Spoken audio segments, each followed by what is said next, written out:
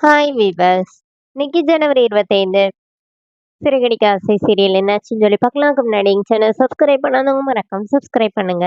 இன்னைக்கு என்ன அப்படின்னு சொல்லி பார்த்தீங்கன்னா, இங்கே வந்து ரோஹிணியோட மாமா வந்து அங்கே கொத்துக்கறி போட்டுட்டு இருக்காருல்ல, அப்போ உடனே எல்லாரும் ரோஹிணி வந்து உள்ள வந்து தண்ணி கேட்டீங்களா சொல்லி உள்ள கூட்டிட்டு போய் சத்தம் போடுறாங்க.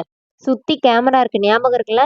இனிமே இந்த மாதிரி பண்ணீங்கன்னா நான் ஊருக்கு அனுப்பிவிட்டுருவேன் பார்த்துக்கோங்கன்னொடனே, ஐயோ இந்த ஷாட்டும் சொதப்பிருச்சு, அடுத்த ஷாட் நான் கரெக்டாக செஞ்சிருவேமா அப்படிங்கிற மாதிரி அவர் சொல்லிடுறாரு.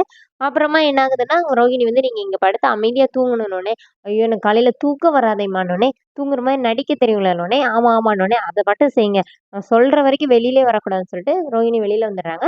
இப்போ முத்துவும் அவரோட ஃப்ரெண்டும் வெளியில போயிட்டு முத்துக்கு ஒரே டவுட்டாவே இருக்குது. இந்த மாரி இவர பார்க்கறதுக்கு எனக்கு சென்னைக்காரர் மாரியே இருக்குது.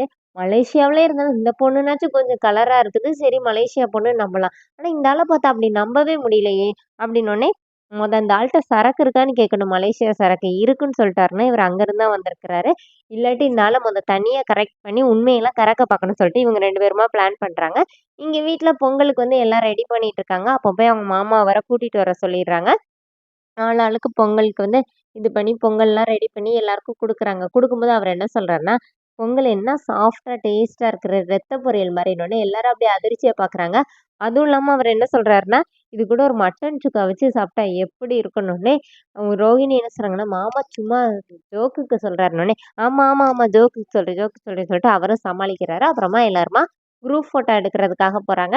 அப்போ வந்து ஸ்ருதி வந்து ஐடியா குடுக்குறாங்க. இந்த மாரி ஹார்ட் மாரி கையெல்லாம் ஒவ்வொருத்தர் கையும் கிராஸ் பண்ணி சேர்க்கிறதுக்கு.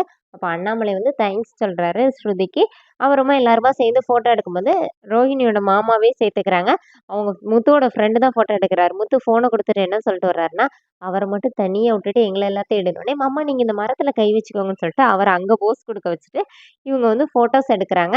அதோட என்னோட எபிசோட் எண்ட் பண்ணிட்டாங்க. நாளைக்கு என்ன அப்படின்னு சொல்லி பார்த்தீங்கன்னா, இங்க அவங்க மாமாவும், அண்ணாமலையும் உட்காந்து பேசிட்டு இருக்காங்க. இந்த மாரி பாவம் ரோஹிணியோட அம்மா தான் இறந்து போயிட்டாங்க அப்படின்னோனே, இப்ப ரோஹிணி பயங்கரமா டென்ஷன் ஆகி, நானும் பார்த்துட்டே இருக்கேன். என்ன எங்க அம்மா இறந்து போயிட்டாங்க, இறந்து போயிட்டாங்கன்னு அத்தன வாட்டி சொல்றீங்க. எங்க அம்மா இன்னும் இறக்கவே இல்ல அப்படின்னோனே, எல்லாரும் ஷாக் ஆகி இப்ப ரோஹிணிய பார்க்குறாங்க.